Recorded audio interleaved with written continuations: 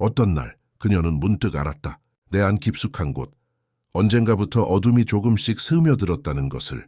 그녀의 눈빛은 살아있었지만 이전처럼 뜨겁게 반짝이지 않았다. 말없이 지나가는 햇살 아래 그녀는 느꼈다. 빛이 점점 희미해지고 있다는 것을. 빛의 상실은 외적인 변화가 아니다. 그것은 내면의 감각이 점차 무뎌지는 것이다. 가장 먼저 사라지는 것은 생명의 떨림과 열망이다. 영혼의 불씨가 꺼지는 소리는 바람 소리에 묻히고 마음의 언어는 침묵으로 바뀐다. 칼 융은 이런 침묵을 두려워하지 않았다. 그는 말한다.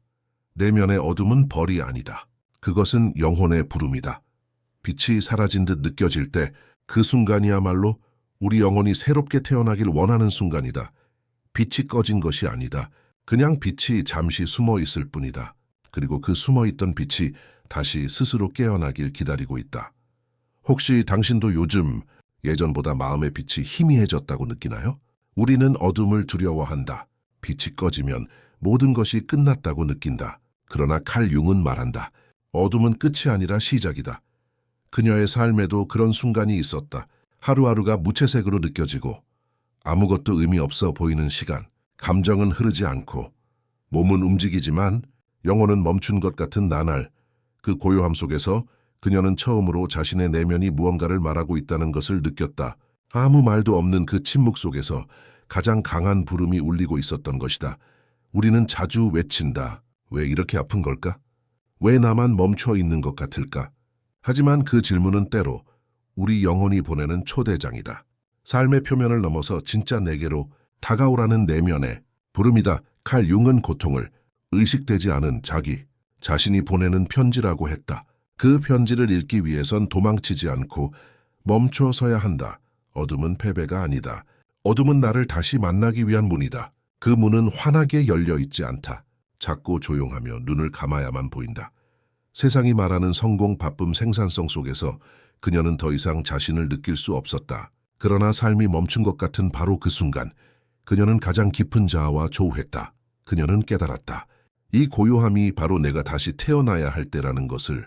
내가 누구였는지를 내려놓고 누구로 다시 태어날지를 묻는 시간. 어둠은 끌어내린다. 그러나 동시에 가장 깊은 자리에서부터 빛을 밀어올리는 힘이 되기도 한다. 영혼은 고요함 속에서 우리를 다시 불러낸다. 그 부름은 말이 없다. 하지만 너무나 분명하다. 그리고 그 부름에 귀를 기울인 자만이 다시 빛을 향해 걸어갈 수 있다. 당신이 지금 서 있는 이 어둠도 혹시 패배가 아니라 초대장일지도 모른다. 빛은 소리 없이 꺼진다. 그것은 어느 날 갑자기 사라지는 것이 아니라 서서히 희미해지는 것이다. 처음엔 감정이 무뎌진다. 그리고 다음은 기억, 관계, 나 자신에 대한 믿음. 그녀는 모든 것을 잘 해내고 있었다. 사람들을 챙기고 일을 끝내고 미소도 잊지 않았다. 하지만 어느 날 문득 그녀는 깨달았다. 자신 안에서 무언가가 조용히 사라지고 있다는 것. 그것은 번아웃도 아니고 단순한 우울도 아니었다. 그것은 자기 자신과의 단절. 삶을 살아가는 모양은 있었지만 삶을 느끼는 힘은 서서히 빠져나가고 있었다. 칼 융은 이런 상태를 그림자의 지배보라고 불렀다.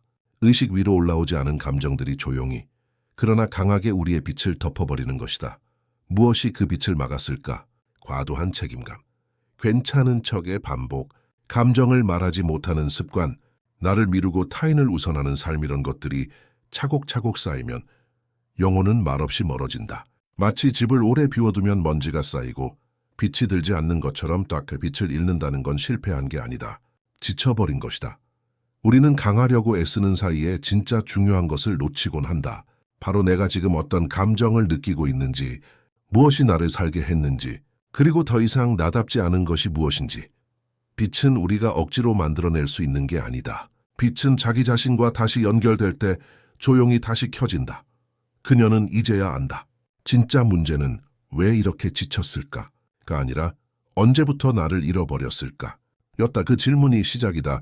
그 질문이 다시 빛을 향한 첫 걸음이다. 빛을 되찾기 위한 여정은 언제나 그림자와의 만남에서 시작된다. 그림자는 당신을 파괴하지 않는다. 그림자는 당신이 외면한 당신이다. 그녀는 오래도록 좋은 사람이었다. 상냥했고 인내심이 있었고 누구에게도 짐이 되지 않으려 애썼다. 하지만 마음속 어딘가에서는 언제나 억눌린 감정들이 웅크리고 있었다. 분노, 질투, 두려움, 슬픔. 그녀는 그 감정들을 나쁘다고 믿었다. 그래서 꾹꾹 눌렀고 외면했고 심지어 스스로에게조차 인정하지 않았다. 그러나 칼 융은 말했다. 인생의 가장 큰 특권은 자신이 진정 누구인지 아는 것이다. 그 말은 내가 얼마나 좋은 사람인가를 아는 것이 아니라 내가 무엇을 두려워하고 무엇을 미워하며 무엇을 숨기고 있는지를 정직하게 직면할 때 비로소 가능한 것이다. 그림자를 마주한다는 건 나의 못난 부분을 드러내는 게 아니다. 나의 진짜 전모를 받아들이는 행위다. 완벽함이 아니라 진실함을 향한 용기다. 그녀는 어느 날 거울 앞에 섰다. 그리고 조용히 자신에게 말했다. 나는 나를 너무 오래 숨겨왔다. 그 순간 눈물이 났고 그 눈물 속에서 오랫동안 잊고 지냈던 진짜 나가 조금씩 고개를 들기 시작했다.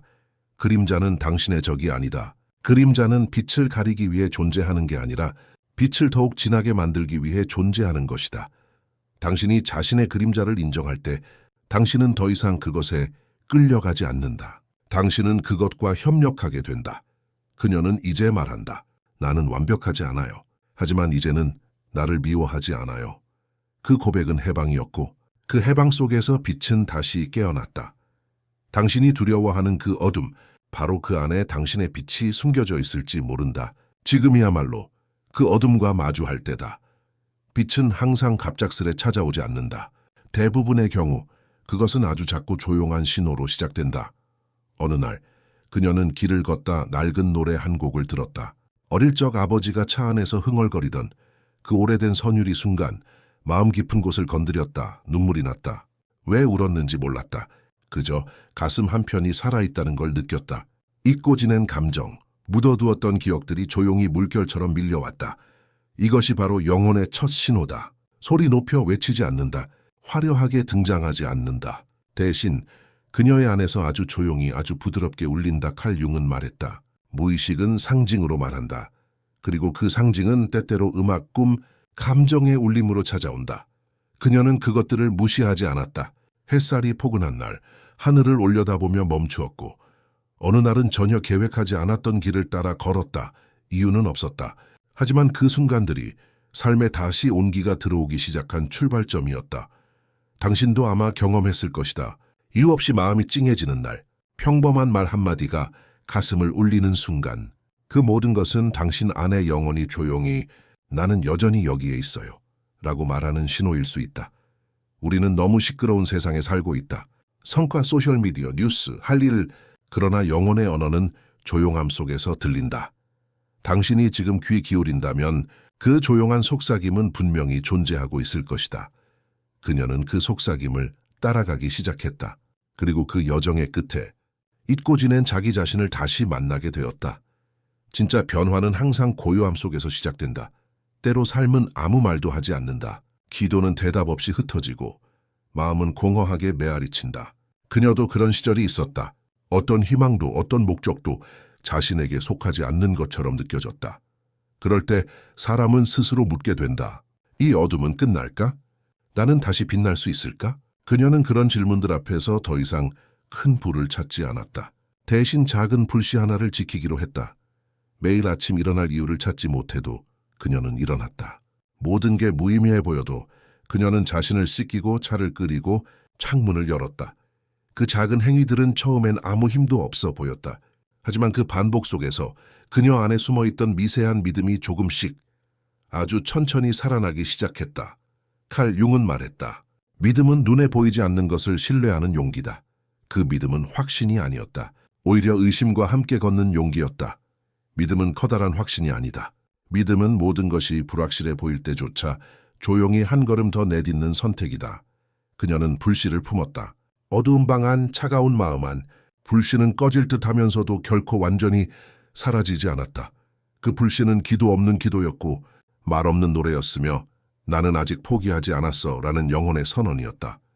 신념은 절규가 아니라 속삭임에서 시작된다. 아직 끝난 게 아니야. 그녀는 그 속삭임을 믿었고 그 믿음이 다시 그녀를 살게 했다. 당신의 안에도 지금 그런 불씨가 있을지 모른다. 보이지 않는다고 존재하지 않는 것은 아니다. 그 불씨를 지켜야 한다. 그 불씨가 언젠가 당신을 다시 따뜻하게 할 것이다. 빛이란 말로만 존재하는 것이 아니다. 빛은 움직임 속에서, 구체적인 선택 속에서, 행동이라는 천을 타고 실현된다. 그녀는 한때 기다리며만 살았다. 그 기다림은 때때로 체념이 되었고 때때로 절망이 되었다.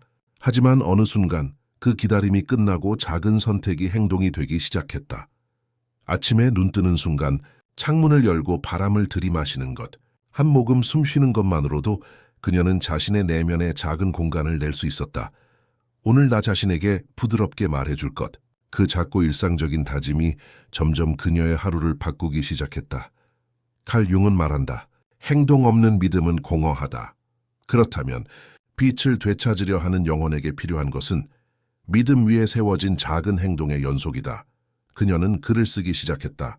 처음엔 단어 하나, 문장 하나였다. 하지만 그 글은 그녀의 내면의 언어가 세상 속으로 조금씩 흘러나오는 통로가 되었다. 낯선 감정이 밀려올 때 그녀는 몸을 움직였다. 산책을 나갔고 발끝이 고인 빗물을 밟으며 자신의 그리움을 음악으로 풀었다. 그 작은 움직임, 하나하나가 어둠 속에 묻혀있던 불씨를 자극했다. 그 불씨가 점점 자라 빛의 기운이 돌아왔다. 빛은 커다란 폭발처럼 오지 않는다. 빛은 수없이 반복된 작은 움직임들이 겹친 궤적이다. 그녀가 사람을 만났을 때, 진심 어린 미소를 건넬 때, 경청할 때, 그 또한 그녀의 빛의 행동이었다. 빛은 외부에서 오는 것이 아니다. 빛은 내부에서 끌어올라 행동으로 표현될 때 비로소 세상에 드러난다. 그녀는 행동을 통해 불가능해 보였던 장벽을 마주하고 두려움 앞에서도 발을 떼었다. 그 용기는 완전히 사라지는 게 아니었다. 그 용기는 행동으로 시대와 마음의 벽들을 허무는 작은 햇살이었다. 이제 빛을 행동으로 피우는 사람은 더 이상 기다림에 머무르지 않는다. 그는 매 순간 빛을 선택한다. 빛은 당신의 걸음마다, 당신의 숨결마다, 당신의 말소리마다 슬며시 깃든다. 그녀는 더 이상 영혼의 불씨만 품지 않았다. 그 불씨를 꺼뜨리지 않기 위해 실제 삶 속에서 움직였다. 그리고 그 행동이 그녀를 다시 빛나게 했다. 빛은 행동하는 사람의 그림자가 된다. 행동이 없는 믿음은 그림자처럼 쓰러지지만 행동이 있는 믿음은 빛이 되어 공간을 밝힌다. 빛과 어둠이 서로를 용서할 때 영혼은 비로소 통합의 문턱에 선다. 그녀는 더 이상 빛만을 좇지 않는다. 어둠을 배척하지 않는다. 그녀는 이 둘을 함께 안는다. 윤근 개성화 과정 인디비주에이션을 이야기한다. 그것은 빛과 그림자가 갈등하는 무대가 아니다.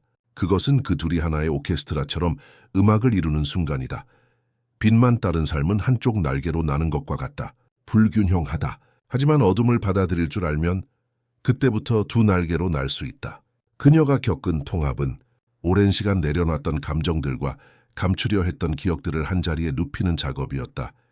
그녀는 과거의 상처와 마주했다. 그 상처에게 이름을 불렀고 그 상처에게 말을 걸었다. 네오도나야, 너 없이는 내가 완전하지 않아. 그 고백이 통합을 불러왔다. 이제 그녀는 그림자를 권리로 본다. 그림자는 더 이상 죄악이 아니다. 그것은 이야기이고 창조의 연료이며 진정한 자신을 이루는 한 부분이다. 영혼의 통합은 절대 완성되지 않는다. 그것은 순환하는 흐름이다. 빛이 깊을 때도 있고 어둠이 깊을 때도 있다. 하지만 그 사이사이를 넘나들며 그녀는 여전히 존재한다. 빛은 오고 간다. 하지만 사라지지 않는다. 그 말처럼 빛과 어둠은 번갈아가며 영혼의 지도를 그린다. 그녀가 늙지 않은 이유는 이 통합이라는 깊은 흐름 속에 있기 때문이다. 세월이 지나도 흔들리지 않는 중심이 그녀의 정체성이다. 이제 그녀는 알아차린다.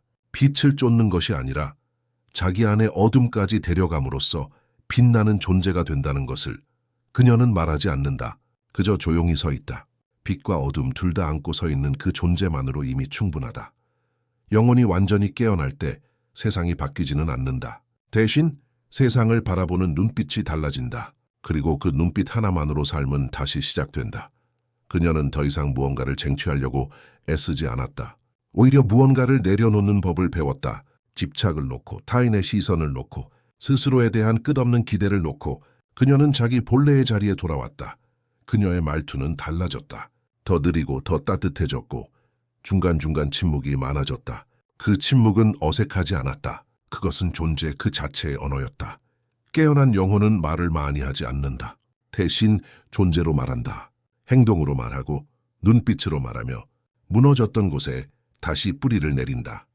삶은 여전히 복잡했고 문제는 여전히 있었지만 그녀는 다급하지 않았다. 급하게 판단하지 않았고 무언가를 증명하려 들지 않았다. 그녀 안에 고요함이 있었다. 그 고요함은 외로움의 고요함이 아니라 연결의 고요함이었다. 자기 자신과 삶과 그리고 다른 이들과 깊이 연결되어 있다는 확신 없는 확신. 그녀는 이제 이기려 하지 않았다. 대신 공감하고 느끼고 함께 걸으려 했다. 그녀는 타인의 상처 앞에서 왜 그렇게 되었는가를 묻지 않았고 어떻게 느끼는가를 들으려 했다. 그녀의 삶은 작아졌지만 그 깊이는 더 깊어졌다. 그 깊이 속에서 빛은 조용히 타오르고 있었다. 깨어난 영혼은 이런 징표들을 가진다. 덜 말하고 더 느낀다. 덜 조급하고 더 신중하다. 덜 주장하고 더 포용한다. 덜 계획하고 더 믿는다. 덜 두려워하고 더 사랑한다. 이것이 바로 영혼의 빛이 다시 살아났다는 증거다. 그리고 그녀는 이제 알았다. 그 모든 어둠의 시간들, 고통의 순간들, 외면하고 싶었던 그림자들이 바로 이 빛으로 가는 길이었다는 것을. 영혼은 다시 빛날 것이다. 왜냐하면 그것은 당신 안에 있기 때문이다. 그 말처럼 빛은 늘 거기 있었다. 다만 우리가 그 존재를 믿지 못했을 뿐이다. 당신의 영혼은 어디쯤을 지나고 있나요? 혹시 아직 어둠 속에서 불씨 하나를 꼭 쥐고 있나요? 아니면 이제 막 고요한 속삭임을 듣기 시작했나요? 아니면 당신도 모르게 이미 빛나고 있는 중일까요? 삶은 직선이 아닙니다. 그리고 깨어남 또한 결승점이 있는 여정이 아닙니다. 그녀의 이야기는 우리 모두의 이야기입니다. 우리는 모두 어느 날 빛을 잃고 또 어느 날 그 잃어버린 빛을 다시 찾습니다. 중요한 것은 그 빛이 결코 당신을 떠난 적이 없다는 사실. 그것은 단지 잠시 가려졌을 뿐 당신 안에서 여전히 숨쉬고 기다리고 있었던 것입니다. 당신의 영혼은 지금 어떤 단계에 있나요? 당신이 느낀 것, 당신이 떠올린 장면, 당신의 고요한 감정들을 댓글로 남겨주세요. 당신의 이야기 한 줄이 누군가의 마음에 다시 불을 지필 수도 있습니다. 이 영상이 당신 안의 빛을 다시 일깨웠다면 그 빛이 또 다른 누군가에게도 닿을 수 있도록 함께 나누어 주세요. 우리 모두는 언젠가 잃어버렸던 그 빛을 다시 찾기 위해 살아가는 존재입니다. 그리고 이제 당신은 그 여정의 한가운데에 있습니다.